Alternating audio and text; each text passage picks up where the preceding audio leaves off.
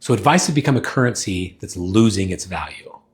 Everywhere you look, there's another expert promising the next breakthrough, the next system, the next step-by-step map that will finally fix what feels broken in your business. But if advice alone was enough, we'd all be way further along by now. We don't need another download of someone else's playbook. What we need are leaders who embody the future they're building, not experts who simply explain it from a safe distance. Experts thrive on being the one with the answers. They hold the power as long as you keep asking. But leaders shift the power by living out the very change they call others into.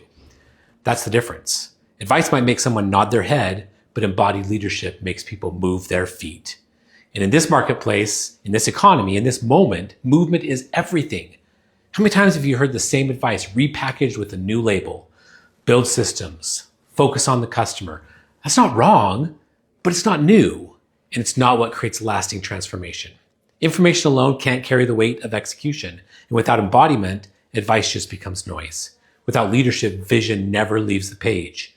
So the businesses that are thriving right now aren't led by the ones with the loudest answers. They're led by people who are willing to go first, to model the culture they want to see, and to build trust, not by talking about it, but by demonstrating it every single day. They've realized that teams don't follow advice, they follow example. This is why the future doesn't belong to experts. People are tired of outsourcing their thinking and their courage. They want leaders who show them how to stand taller, not depend longer.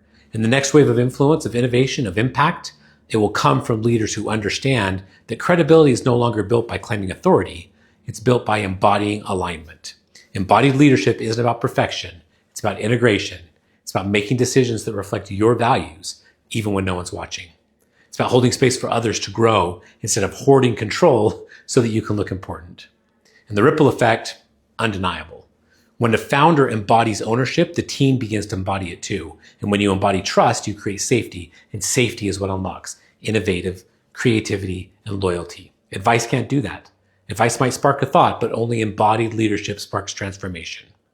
Where are you still hiding behind expertise? Where are you still telling instead of showing? Where are you still choosing the safety of advice over the courage of example? The future isn't waiting for more experts. It's already bending toward the leaders who've decided to live their values out loud. So stop chasing advice and start becoming the kind of leader whose very presence is instruction. The kind of leader who doesn't just pass on ideas, but passes on freedom. The kind of leader whose team doesn't wait for direction because they've already caught the vision. Advice ends when the conversation is over. Leadership continues long after the words fade. And that's the future.